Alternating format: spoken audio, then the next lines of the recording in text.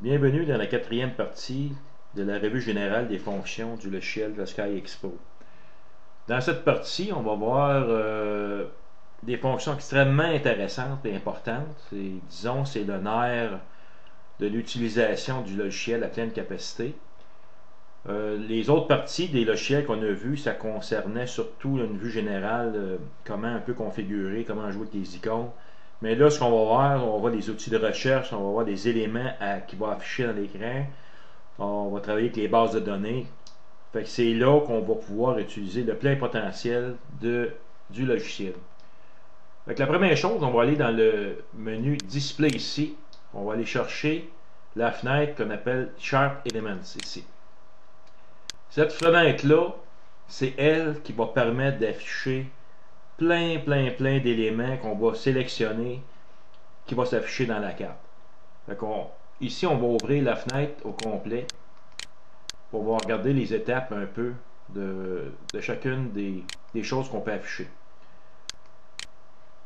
Dans cette fenêtre-là, on voit en haut Locate by Name. Si vous voulez, exemple, tout ce qui est coché dans les cases ici, ça devient actif. Exemple, si je veux cocher les dessins des constellations, je vais le cocher ici, et voilà les dessins de la constellation, ils apparaissent.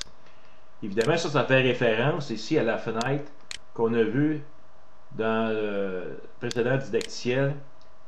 Ici, les constellations, on avait vu les dessins de constellations, fait qu'on avait le choix de le cocher ici, directement dans la fenêtre constellation et astérisque, ou à partir de la fenêtre Chart Elements. Dans le logiciel de Sky, il y a possibilité de faire plusieurs choses pour une même fonction. Moi, personnellement, j'aime beaucoup la fenêtre Chart Elements parce que c'est elle qui va nous permettre d'afficher tout ce qui concerne les éléments du logiciel. Fait qu'au lieu d'aller cliquer sur comme exemple, ici, vous allez avoir l'horizon et l'atmosphère, constellation, la Voie lactée. On pouvait cocher, afficher ou masquer certains éléments à partir de ces fenêtres-là. Mais on peut faire la même chose à partir de la fenêtre Chart Elements. L'idéal, c'est peut-être d'essayer de quelques fonctions de la fenêtre Elements ici pour voir un peu ce que ça fait. Exemple, ici, on a les frontières des constellations. Si j'applique, si je coche la case vis-à-vis Constellation Boundary, je vois apparaître les frontières des constellations.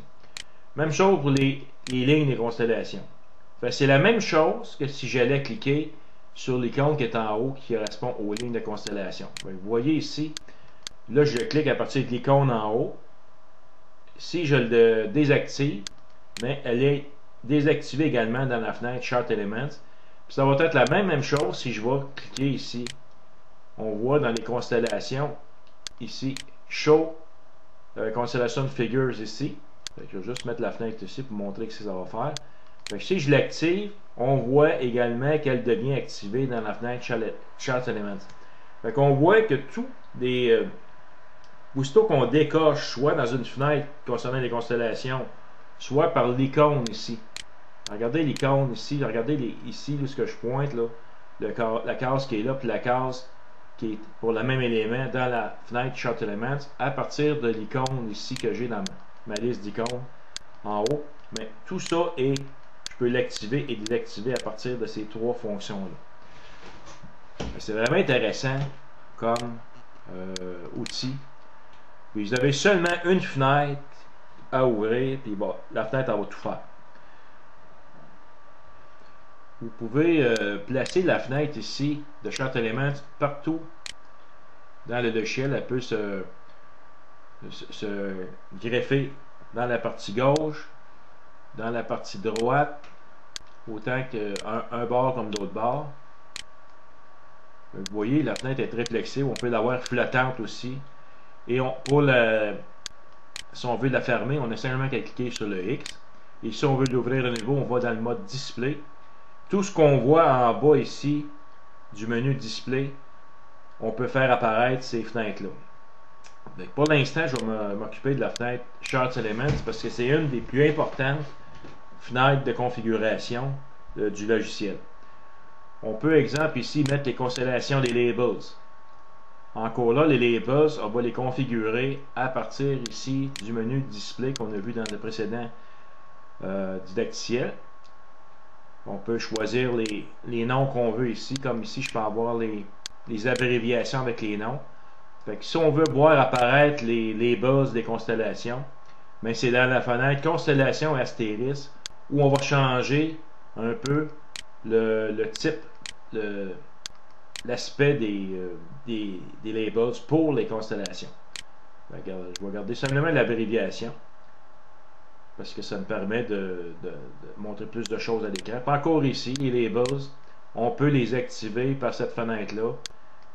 Si vous regardez, les labels ils vont disparaître ici si je le fais, si je le décoche à partir de la fenêtre constellation et astérisque. Maintenant l'écliptique. Si on veut voir apparaître l'écliptique, ça c'est ici on voit toutes les planètes alignées avec le soleil. C'est les constellations du zodiaque qu'on retrouve, je vais juste afficher constellation, qu'on retrouve dans cette ligne-là. Mais l'écliptique, c'est la ligne que suit le déplacement des comètes. Fait que ça également, on peut l'appliquer. Fait qu'on voit ici l'écliptique qui passe. On le voit même indiqué ici, c'est marqué écliptique. C'est un peu le déplacement du soleil, des planètes dans le ciel qui suivent cette ligne-là ici. Je vais enlever la ligne des constellations pour mieux la voir. Fait que voilà. Fait que ça, on peut l'afficher.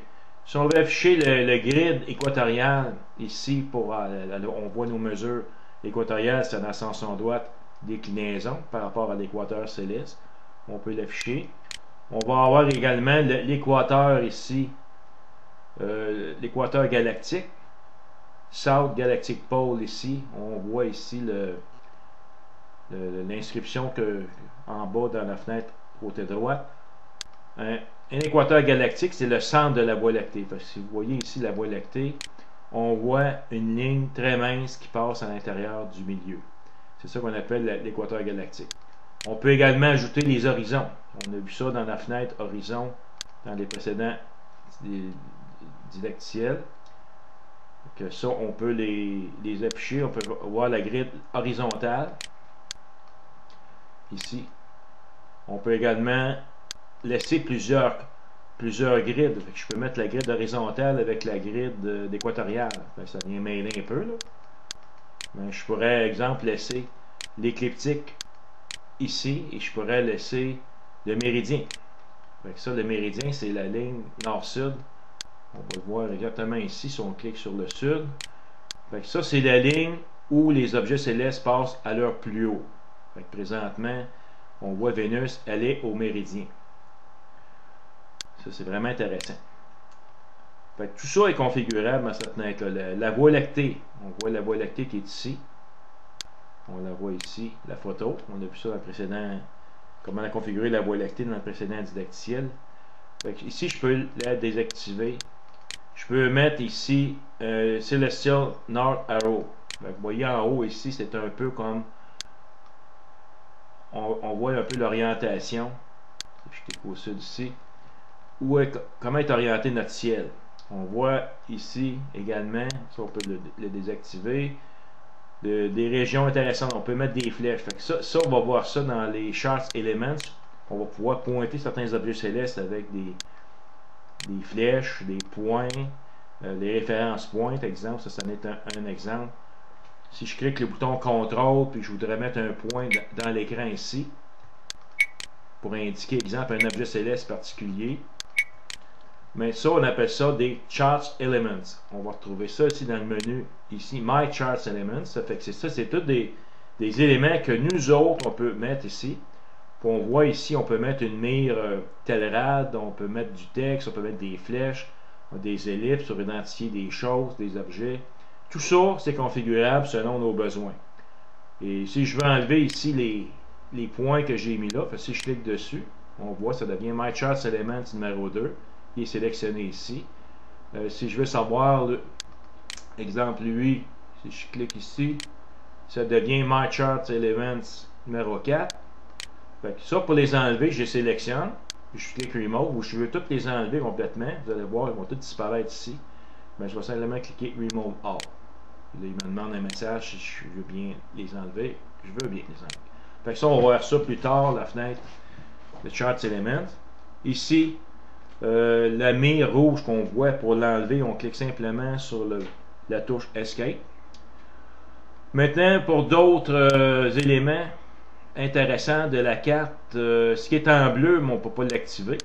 Quand on essaye de l'activer ici, c'est qu'on peut configurer les choses. On va voir ça plus tard. Mosaïque grid. Mais si on fait des mosaïques, faire des photos, on peut la faire apparaître dans notre écran. On va voir ça plus tard. Les photos. Ça, c'est vraiment intéressant. Les photos, parce que c'est des photos prises par des observatoires. Ça, on va voir ça dans le menu Find tantôt. Mais ça nous permet de savoir un peu c'est quoi l'objet céleste qui est situé à cet endroit-là. Exemple ici, si je clique dessus, je vais avoir ici SAO 165-849. Ici, il y a un bouton dans la fenêtre Find ici qui permet de voir la photo. On voit ici, c'est un objet céleste, une espèce d'étoile avec un gaz autour. On peut en avoir d'autres. Celle-là ici, bon, ça c'est NGC 253. Ça, c'est une galaxie. Si je clique dessus, et je vais voir ici, dans la fenêtre Find, c'est marqué Show Photo, la petite icône ici qu'on voit. Et là, on voit une photo prise par le Hubble Space Telescope, mais j'ai également une fenêtre texte ici, où je peux voir d'autres. Ça correspond à l'objet céleste que j'ai coché ici au centre. On peut voir la photo. NGC 253 au centre, mais c'est sa photo qui est reliée. On peut même mettre nos propres photos. Si on va chercher des photos, exemple, sur Internet, ou comprendre nos propres photos CCD ou avec DSLR, on pourra même les incruster et les mettre exactement où elles se situent dans le ciel. Ça, on va voir ça éventuellement.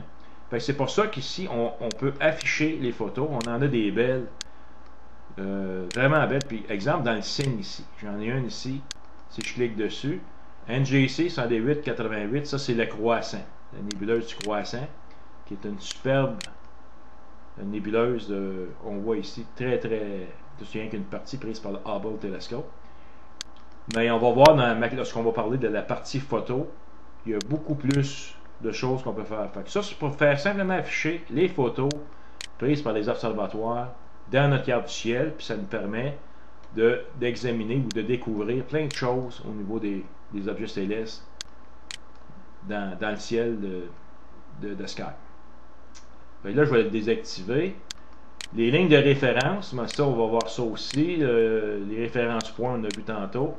Bon, le télescope, des Metalrad, tout ça, on peut mettre ça sur notre télescope. Le zoom box. Fait que ça ici, si vous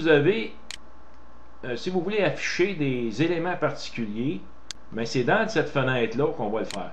Exemple aussi qui est important, on a ici les non-stellar objects. Bon, ça c'est les galaxies, les nébuleuses, ces choses-là. Mais ça c'est configurable aussi. Exemple ici, les galaxies, c'est la même chose que le toucher au bouton qui est ici. Je vais en prendre un exemple, on va grossir la fenêtre ici. Puis là, je vais aller chercher une région où on a des galaxies. Donc là, ici, je suis en mode Celestia. Je vais me mettre en mode Celestia, c'est-à-dire que j'étais en terrestre. Je vais aller chercher avec le bouton Find, ici, la constellation Virgo. Mettons, je peux juste mettre Virgo. Ici, c'est la Vierge. Là, dans cette constellation-là, on a beaucoup plus de galaxies. Je vais enlever le bouton Find ici et je vais activer les galaxies pour être sûr qu'on les voit. Alors ici, j'ai beaucoup de galaxies dans la Vierge. Je vais enlever l'écliptique. Puis les constellations Label, c'est juste pour montrer les galaxies, pour voir qu'est-ce qu'on peut faire comme configuration vraiment intéressante. J'en ai une petite galaxie ici qui apparaît, qu'on a une photo d'incrustée dessus. Tout dépend du zoom qu'on utilise. Des fois, on va voir des nébuleuses ou des photos associées aux galaxies. Par exemple, ici, si je clique sur ça, cette galaxie-là, NGC 4731, de magnitude de 11.3. On voit ici d'autres galaxies autour. Par exemple, celle-là ici, elle a une magnitude de 14. Mais supposons que je voudrais seulement afficher les galaxies plus brillantes que 14, mais il y a toujours possibilité de le faire. Ce qu'on fait, on va cliquer ici sur, exemple, les galaxies. Double-clic dessus. Et là, j'ai tous les titres de galaxies que je peux faire afficher ou désafficher. Évidemment, si je le décoche, mais là, la galaxie va disparaître. Il y en a plusieurs ici. On va fermer celle-là ici. Regardez celle-là ici que je pointe. Là. Bon, mais ça, c'est une galaxie.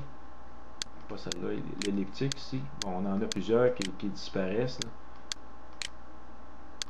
Dans l'écran. Bon, on va enlever les étoiles, c'est plus facile. Puis on va masquer les étoiles. Et là, lorsque je clique certains types de galaxies, comme spirale ici, voyez-vous les spirales qui ont une forme spiralée dans l'icône, on voit l'icône qui est ici. Mais si je clique dessus, ceux-là disparaissent. Fait que ce sont complètement, on les affiche pas. Mais la partie intéressante des galaxies, je double-clique dessus, je peux paramétrer ici les magnitudes. Exemple, si j'ai cliqué sur une galaxie qui me donne magnitude 14, supposons que je ne veux pas faire afficher les galaxies qui sont plus faibles que 11. Fait que je vais baisser ici, puis je vais amener ça à magnitude 11. Et tous ceux qui sont plus faibles que 11, ils apparaîtront pas. Si je clique ici, celle-là devrait être au moins magnitude 11. Fait que vous voyez, magnitude 9 ici. Fait que si on a un télescope, par exemple, un 15 cm, dont on serait en magnitude de 11, puis je ne veux pas voir les galaxies de magnitude 14-15, je ne pourrais pas les voir de toute façon. Pour éviter de surcharger ma carte, ben, je pourrais mettre facilement une limite ici. Et si je le mets au maximum, show all, là, je peux me rendre jusqu'à magnitude 30. Fait que tous les galaxies présentes dans ma base de données, il y en a des millions, mais ils sont visibles. Mais là, si je veux mettre une restriction, je veux seulement que les galaxies plus brillantes que la magnitude d'autres, bon ben, ceux-là apparaissent seulement. Et n'oubliez pas que tout dépend du zoom que vous utilisez. Il y a des galaxies qu'on ne verra pas si on est zoomé trop bas. On met trop de champ. Fait que ça, on peut faire ça avec n'importe quel objet céleste. Là, je l'ai fait pour des galaxies, mais ça pourra se faire pour les nébuleuses, des galaxies. Puis on va pouvoir également faire tantôt des requêtes. Dans un autre didacticiel, on fait des requêtes pour exemple, si je prépare ma soirée d'observation ce soir, je vais observer des nébuleuses planétaires dans la constellation du Sagittaire. Les plus brillantes, c'est-à-dire je ne veux pas dépasser magnitude, exemple 11 avec un instrument. Ben, je peux mettre un critère Sagittaire, nébuleuse planétaire, inférieure ou égale magnitude 11. Il va tout me sortir des galaxies dans cette constellation-là. Il va mettre ça dans un fichier que je vais pouvoir utiliser pour pointer mon télescope dessus. C'est ce qu'on appelle un observing list. Et ça, c'est possible avec le logiciel. Ici, on verra ça plus tard. Fait que là, pour l'instant, je vais le ramener à toutes les galaxies visibles. Il y a une autre chose aussi qu'on peut faire avec les galaxies, c'est qu'on peut changer les couleurs. Vous pouvez configurer tous les symboles des galaxies, des nébuleuses, des objets célestes. Ici, vous avez une galaxie spirale que j'ai sélectionnée.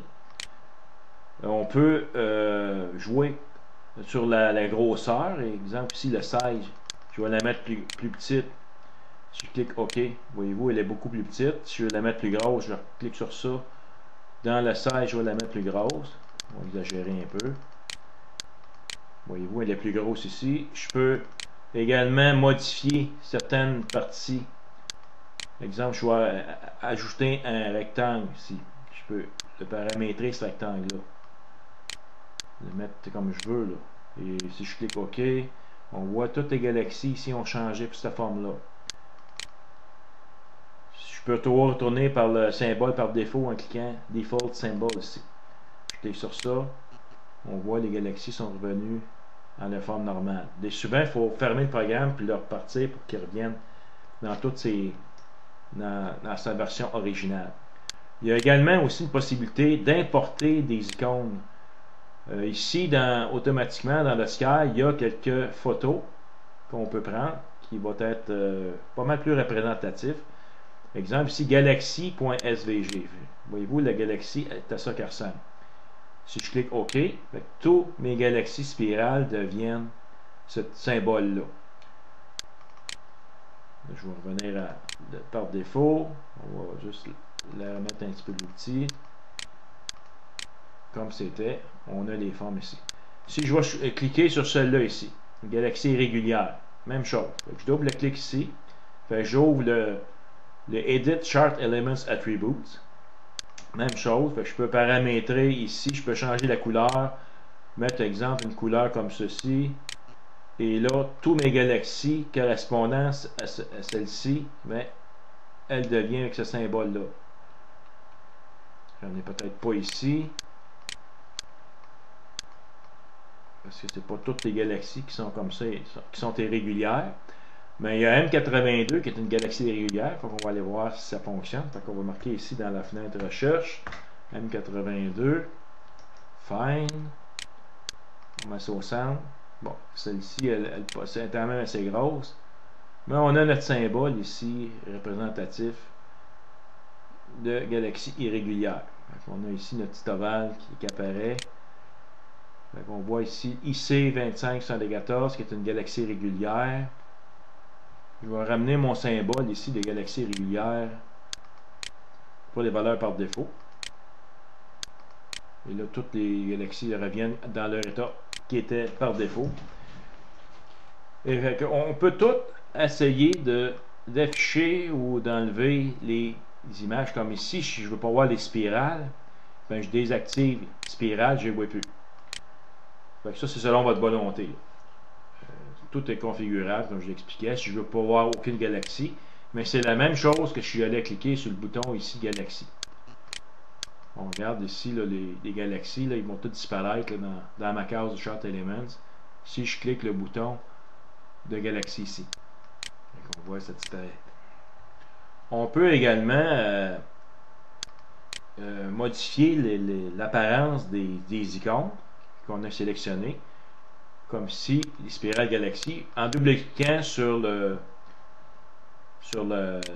fichier ici, le nom de spirale galaxie, j'ai ouvert la fenêtre Edit Chart Elements Attribute, mais c'est la même chose que si je la sélectionne ici, puis je vais cliquer en bas le bouton Edit Attributes, c'est la même chose. Fait que dans ça, je peux faire une sélection au niveau des magnitudes, du diamètre apparent, c'est la même chose. Fait que si tantôt on peut mettre un critère pour la magnitude visible, mais on peut faire la même chose ici pour mettre des critères de dimension angulaire des objets célestes. Si je veux observer seulement que les grosses galaxies, mais je peux mettre ici un critère cache-moi toutes les galaxies plus petites que telle grosseur. Ça, c'est encore une chose, mais il ne faut pas l'oublier par contre, parce que si on l'oublie, puis on veut faire afficher d'autres dimensions de galaxies, mais là, ils afficheront pas. Fait que ça, il faut toujours y penser que si on change les attributs, on risque des fois d'oublier, puis on va avoir de la misère à retrouver nos objets. Propriété, mais c'est ce qu'on a vu tantôt. Fait qu'on a accès à l'édition des attributs. On peut tout changer ici de tout ce qui est visible dans la fenêtre éléments en cliquant, en sélectionnant au départ l'attribut et en cliquant sur le bouton Edit attribut ou simplement double-cliquant ici. On va faire apparaître la même fenêtre. Si on a affaire à chercher dans la fenêtre ici, des fois, lorsque la fenêtre a quand même beaucoup d'informations dessus. Supposons un exemple, je veux chercher les photos. Et là, au lieu de commencer à chercher dans toute cette fenêtre-là, mais tout ce que vous avez à faire, c'est d'inscrire ici dans Locate by Name au moins les premières lettres de l'élément que vous cherchez. Fait que photo. Fait en cliquant PH, il a fait la référence, lui, tout ce qui commence par PH. Puis si vous cliquez le bouton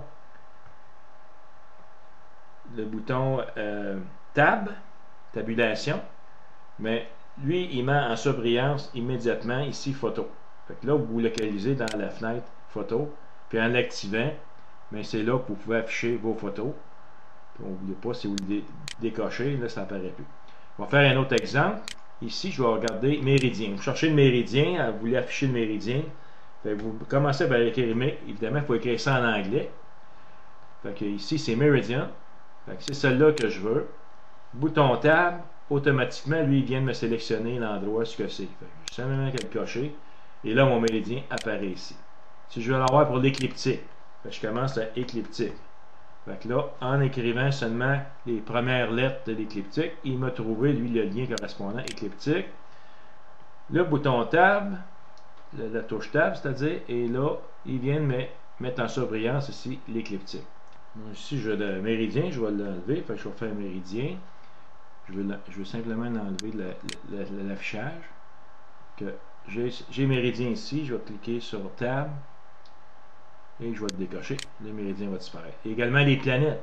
Si je veux voir une planète en particulier, Vénus, mettons, en cliquant VE, Vénus, il me l'a trouvé. Je clique dessus, bouton Tab, ici, il me met en surveillance Vénus en haut. Fait que si je le décoche, il y a Vénus ici. Vous voyez Vénus qui est dans le champ. Mais elle disparaît de l'élément. C'est pour ça qu'on appelle ça des chart elements. C'est tout ce qu'on peut faire afficher comme élément. Il faut faire attention avec les labels. Les labels, c'est les noms qui apparaissent ici. Là. Ça, on va voir ça dans les prochaines, une autre fenêtre. Comme un autre exemple, dans ma page ici, j'ai des comètes qui apparaissent, des petites espèces de symboles jaunes qu'on voit ici. On le voit mieux si on enlève les étoiles. Mais ça, on va les enlever. Fait que, ce que j'ai à faire, je vais marquer ici dans Locate by Name, dans ma fenêtre élément, Comets, en anglais, il est trouvé. Je sélectionne ça, la touche Tab, à l'endroit où je pointe mon curseur ici. La première chose. Fait que simplement le décochant, vous allez voir, les comètes vont disparaître. Voilà. Il n'y a plus de comètes qui apparaissent dans la carte du ciel. Il ne faut pas oublier, si je veux le faire apparaître, il faut que je le sélectionne et je le coche. C'est à ce moment-là que je vais le faire apparaître. Fait que tout ça ici, on peut avoir ça avec les satellites artificiels ici. Évidemment, il faut aller chercher la base de données des éléments orbitaux, des Two Lines Elements sur Internet. Ça, on va voir ça éventuellement. Les supernovas, les variables suspectes, tout ça là ici, c'est configurable. Il s'agit de décider, vous, de l'afficher ou non. Comme vous aurez besoin de vous servir de la fenêtre Chart Elements à maintes reprises, il est conseillé de la mettre du côté gauche dans le coin complètement. Fait qu'on a simplement qu'à l'amener ici. Elle vient se coller complètement à la gauche. Et si jamais vous voulez la fermer, vous cliquez simplement sur le X. Et pour l'ouvrir, c'est au haut dans le menu Display. Fait qu'on peut l'ouvrir à nouveau et elle va se coller à l'endroit. Si on clique ici sur l'icône ici, la mettre en tête, bien là, à ce moment-là, on peut la décoller et l'envoyer partout. Et si on veut la recoller sur le bord, on l'amène sur le bord ici, à gauche, et elle va s'aggreffer. Il y a également d'autres fenêtres qu'on va avoir besoin d'utiliser à maintes reprises. Tout haut dans le menu Display, on va voir bientôt la commande Find ici, qui est avec celle-là, c'est disons que celle que vous allez vous servir à 95% du temps, c'est pour trouver vos objets célestes et s'identifier. Fait que ça, elle avec, on va avoir besoin de la mettre. On va la mettre simplement sur le bord ici, et à un moment donné, on va voir, elle va s'enclencher. Si on l'amène en haut ici, là, premier temps, c'est toujours bon. Là, on vient d'enclencher ici. Fait que là, à ce moment-là, on a accès avec nos fenêtres, simplement en les cliquant dessus, c'est celle-là qui devient active. On peut en rajouter d'autres qu'on va avoir besoin. On va avoir souvent besoin de changer la date et l'heure. Si je clique ici, date et l'heure, on vient de l'ajouter ici. On va juste l'étirer un peu pour la voir. Elle avec, on va la coincer juste en la mettant ici, là, dans le coin. À un moment donné, elle va se greffer. Voilà, on vient de la mettre ici. On peut les mettre en ordre aussi comme on veut.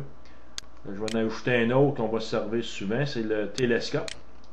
Lui, on va avoir à s'en servir assez souvent aussi. Fait que, lui ici, on va le clipper. Puis moi, j'aime ça l'avoir le Find en haut.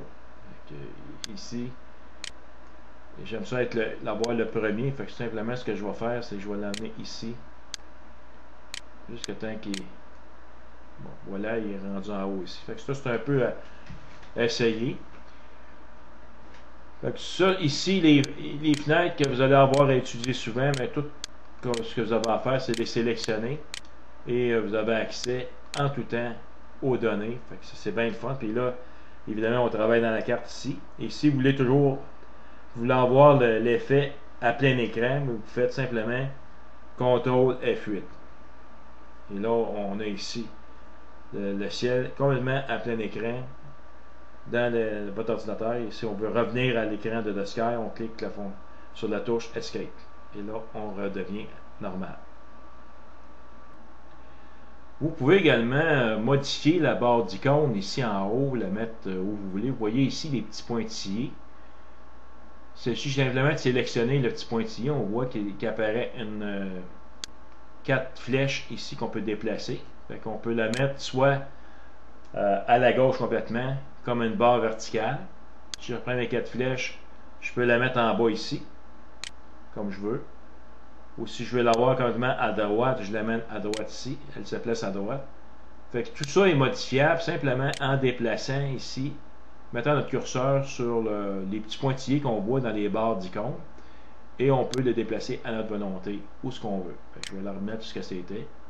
Maintenant, je vais la replacer ici. Là. Il s'agit de déplacer la barre d'icône juste un petit peu vers le bas. Là, il apparaît l'endroit où on la déplace habituellement. Et on le relâche et il se replace automatique. Ici, l'onglet télescope, il devient actif seulement si le télescope il est branché avec un câble entre notre ordinateur et le télescope. Et si le télescope n'est pas branché, mais on ne peut pas l'activer, il n'y a rien qu'on peut utiliser. Sauf qu'il y a un mode simulateur qu'on va pouvoir utiliser pour voir un peu comment fonctionne le télescope avec l'échelle de Sky. Si on va voir ça dans un autre didacticiel. Mais ce qui est important ici, c'est de mettre au moins la fenêtre date et heure, parce que ça, on va avoir à changer ça constamment. Les Charts Elements, où on va pouvoir afficher les éléments dans notre carte du ciel. La fenêtre de recherche. Et finalement, il en reste une à ajouter, qu'on va servir beaucoup, c'est la fenêtre Label ici. Toujours dans le menu Display. On coche sur Labels. Ça, c'est pour faire afficher les informations. Les labels, c'est tout ce qui concerne des textes qu'on voit apparaître, ces objets célestes, que ce soit des galaxies, des nébuleuses, ici on en a, qu'on peut désactiver simplement en cochant ici le bouton Toggle Labels. Et ici, la fenêtre Labels va servir à mettre les labels concernant les objets célestes comme les comètes, les astéroïdes, les planètes, galaxies, tout ça, en prenant soin auparavant de sélectionner l'objet pour être sûr qu'il apparaisse dans l'écran de Sky. Comme exemple, les comètes. Si je clique ici comète dans le Charts Elements, je presse le bouton Tab et comète devient en surbrillance ici. Elle est cochée. Fait que si on voit ici, il faut juste enlever des étoiles pour que ça apparaisse plus. Fait que si je décoche les comètes, elles disparaissent. Donc, la première chose à faire, c'est s'assurer que les catégories d'objets célestes qu'on veut mettre les labels soient sélectionnées dans la fenêtre Elements. Ensuite, on va aller cliquer les labels. Ici, on va cliquer sur Show Labels pour qu'ils puissent apparaître. Ça, c'est la même chose ici que si j'allais cliquer sur l'icône en haut, sur Labels. Et là, je vois apparaître le nom vis-à-vis chacune des comètes qui est ici. Et si je veux désactiver le nom des comètes, je vais toujours dans la fenêtre des Labels et je décoche comète ici. Et là, les noms vont disparaître. Par contre, j'ai toujours accès ici aux données si je mets mon curseur dessus. Je le laisse quelques fractions de secondes dessus. On voit la comète 129P Shoemaker-Levy. Celle-ci, c'est 118P Gehrels. Celle-ci, c'est un autre. 60P Gunn. Et si je veux remettre les noms, on voit que ici, en cochant, on voit tout le nom des comètes qui apparaît. Dans la fenêtre Labels, on peut exactement faire comme on faisait dans la fenêtre Charts Elements. Exemple ici, j'ai des planètes qui apparaissent ici. Là. Si je mets mon curseur dessus, ça c'est Jupiter. Ici c'est la Lune. Ici je vais avoir une autre planète, planète Mercure. Mais là, je n'ai pas les noms d'afficher. Mais supposons que je voudrais afficher les informations sur ces planètes. Mais je fais simplement marquer planète ici. Dans le Locate a Label by Name. C'est la même chose que les Charts Elements. Sauf qu'on est dans les labels ici. Il ne faut pas oublier d'aller cocher les planètes dans Charts Elements. C'est important, sinon ils n'apparaîtront pas. Fait qu'ici, je vois ici par il a trouvé en écrivant PLAN, il a trouvé planète, SWOT, planète, tout ce qui est référence qui commence par PLAN. Je clique sur ça. Je presse le bouton Tab. Il m'amène ici en surbrillance sur les planètes naines, les lunes, le soleil, tout ça. Et je le coche ici. Vous voyez apparaître ici dans l'écran le nom des planètes. Le soleil aussi, il est affiché. Donc ici, on voit les planètes qui ont été identifiées par les labels ainsi que le soleil. Supposons que je voudrais avoir seulement une étiquette selon ce que je pointe dessus. Bon, mais j'enlève ici Show Labels, je les enlève toutes. Ou simplement ici, je clique le bouton ici, Turn Off All Labels. Fait qu'on voit qu'il n'y a plus aucun label de coché dans la fenêtre des labels. Et ici, exemple, je clique sur le soleil, mais là, le soleil, on voit qu'il est identifié Sun. Si je clique sur l'étoile ici, on dit que c'est Formal O. Si je clique sur l'étoile qui est là, c'est un autre nom d'étoile. Ici, c'est Vénus. Ici, c'est Mars, Jupiter. Ici, c'est la Lune. Vous voyez, à chaque fois que je vais cliquer sur un objet, il va marquer un seul label qui va être à l'écran. Dans la fenêtre Label, il y a également possibilité. On remarque ici, vous avez certains noms, comme ici, Common Star Name, on a une petite flèche qui apparaît dessus. Fait que ça veut dire qu'il y a des sous-dossiers. On pourrait nommer des noms par la désignation ici de Bayers. Si je clique sur ça, on voit tous les noms de désignation de Bayers apparaître vis-à-vis de chacune des étoiles correspondantes. Si on prend l'exemple Flamsteed en bas, bien ça c'est tous les numéros d'étoiles qui font partie du catalogue de Flamsteed. Et si on clique simplement le nom commun dans la case, bien là on a les noms communs qui apparaissent des étoiles comme Formal O ici. On a tous les noms des constellations, on pourrait mettre les lignes de constellation pour les voir. Comme ici les étoiles principales des constellations, on les voit apparaître sous le nom, ici, nom commun. Et si je veux les voir disparaître, j'ai simplement désélectionné. Même chose ici dans les NGC. Et ici, j'avais une petite flèche qui apparaît vis-à-vis NGC Identifier. Si je clique de petite flèche, on voit ici que des cases, comme je pourrais faire apparaître les magnitudes des galaxies NGC. Je pourrais faire apparaître la constellation, la brillance de surface. Supposons que je clique sur magnitude ici. Je vais juste décocher les autres. Je vais enlever les lignes de constellation. Évidemment, les galaxies étant très faibles, on va monter le zoom. Vous voyez ici, on a les numéros NGC des galaxies ainsi que leur magnitude. On peut cliquer sur cela ici et on va voir si ça correspond à l'information qu'on a. En cliquant ici, j'ouvre la fenêtre automatique de Find. Et ici, je vais voir la magnitude, c'est 12.30. C'est exactement ce qui est marqué ici, 12.30. Si je fais un autre test, ici, ça devrait donner 12.20, la galaxie NGC 108. Si je clique ici, je vais voir dans la fenêtre ici, Find. Il m'inscrit toute l'information sur l'objet que j'ai pointé. Ici, c'est bien la galaxie NGC 108. Sa magnitude, si on regarde la magnitude, ici c'est 12.20. C'est bien 12.20 ici.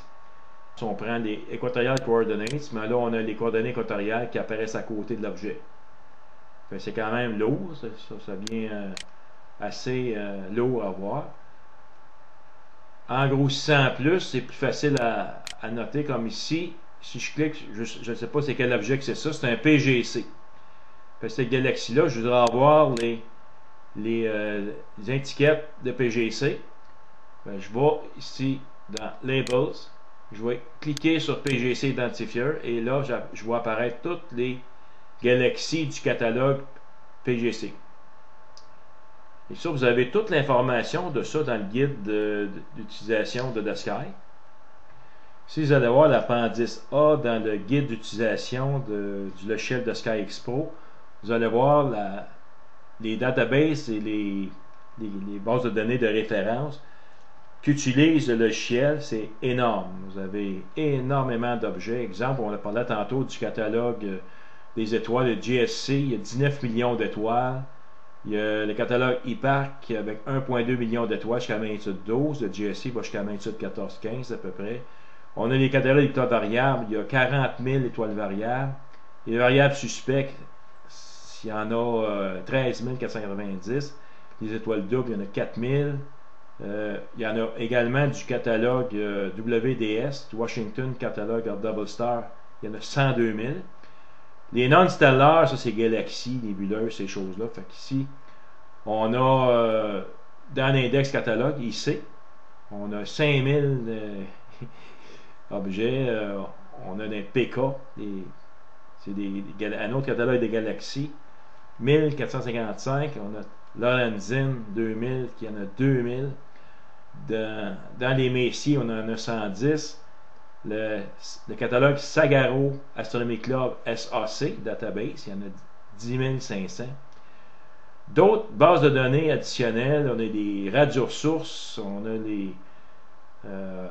les Hubble, les amas de galaxies, on a les HARP galaxies, on a également des nébuleuses obscures, on a tout ici le nombre d'objets, les références dans The Sky. Fait que ça vaut la peine de se faire une photocopie de ces catalogues-là pour être capable de les reconnaître, parce que c'est les noms qu'on va avoir besoin d'entrer ici, comme search préfixe. On va voir ça lorsqu'on va travailler le prochain didacticiel.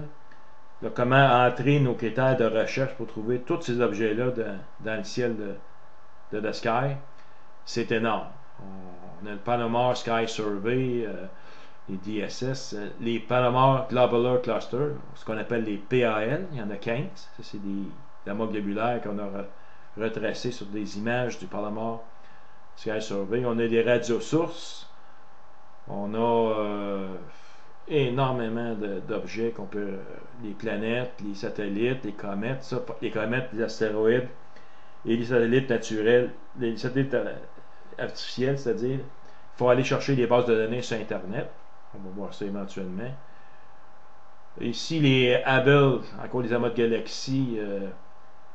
Vous voyez, on a plusieurs pages de bases de données que se sert The Sky. On peut même aller chercher des données externes. Le catalogue d'étoiles UCAC 3 qui contient des millions d'étoiles très très très faibles pour faire des galaxies, des mesures astrométriques, tout ça. Donc on en a plusieurs pages de bases de données qui se sert le logiciel. On voit ici où aller chercher des astéroïdes, des comètes. On a les liens sur Internet. Ici, le UCAC 3, c'est le catalogue. Le catalogue nomade, on peut aller chercher des millions, même des milliards d'étoiles. Ça se vend sur un DVD, pas un DVD, je veux dire un disque dur externe. C'est le Softwarebis qui vend ça à part. Ça, c'est des bases de données externes qui sont tellement lourdes. Mais ceux qui font des recherches avancées en astronomie peuvent utiliser. Puis ça peut être utilisé avec le logiciel de Sky. On a toute la procédure pour importer ces données-là. Comment installer ça sur notre ordinateur, aller chercher les données pour les intégrer dans The Sky. Tout est expliqué en détail en anglais. Il y a énormément de possibilités que peut faire le logiciel. C'est incroyable. Et c'est pour ça que c'en est un des plus puissants, qui est beaucoup utilisé autant par les amateurs que par les astronomes professionnels. Si je reviens ici à l'onglet Labels, où on peut chercher nos labels, on a également les satellites artificiels qu'on peut mettre les ranges en kilomètres, les hauteurs en kilomètres. Ça, on faut aller chercher les éléments sur Internet avant de faire ça. On verra plus tard les astéroïdes ici, comètes. Les bases de données d'astéroïdes, comètes, ça on va les chercher sur Internet aussi. On a également les photos d'Hubble qu'on peut identifier. On peut tout enlever les inscriptions ici dans si on a coché des cases particulières, puis là on va toutes les enlever d'un coup. On clique sur le bouton Turn off all labels ici. Et on a également ici en bas une espèce de curseur où on peut enlever tout dépendant de la quantité, comme ici on en a beaucoup. Fait que si je déplace le curseur vers Fewer, là j'étais complètement à l'extrême droite, j'ai les ai toutes finalement. C'est comme un genre de curseur qui permet d'afficher moins de curseurs à la fois pour pas trop saturer l'écran. Ça c'est très pratique. Fait que si on a beaucoup de curseurs qui apparaissent à l'écran, on peut, exemple ici j'ai un amas de galaxies. Si je vais vers More, mais là, on a de plus en plus d'étiquettes qui apparaissent. Mais si on veut en avoir moins un peu, on va simplement déplacer le curseur. Et là, je vais avoir seulement quelques-unes des étiquettes qui vont apparaître dans mon écran. Fait que ça, on peut s'en servir souvent. Puis Enable Smooth Moving Object. Mais ça, c'est un peu comme on change ici la fonte des étiquettes. Si on regarde un peu, c'est un peu comme si on mettait en gras les étiquettes, c'est plus facile à voir. Moi, je l'active pas. Ici, j'ai la mode dépliable avec différents objets autour. J'ai aucune idée c'est quoi. En cliquant dessus, puis je vais voir dans ma fenêtre Find, je vais savoir ici en bas, dans les Relate Search Results, tous les objets qui sont autour du point que j'ai cliqué. Un autre, on sait que c'est pas un objet stellaire, c'est pas un objet planétaire, c'est comme quelque chose de flou. Ça pourrait être donc une nébuleuse. Un truc, c'est d'aller cliquer ici dans les nébuleuses, puis on voit qu'elles disparaissent. Ça, si vous voudrez juste les faire disparaître, c'est simplement qu'à décocher ici, à cliquer sur les nébuleuses en haut. Et là, ici, dans les Pléiades, si je grossis, je vois encore quelque chose qui est comme jaune ici. En cliquant dessus, je vois ici qu'il est identifié dans l'onglet Find, Cluster and Nebulosity. Puis on dit même la source du catalogue que c'est Swagaro Astronomy Club Database. Ça, c'est un Cluster and Nebulosity. Comme on a vu tantôt, plutôt dans le didactique, c'est tous des chart elements qui apparaissent dans l'écran. Donc on va le voir ici, chart elements. On va le voir dans les nébuleuses.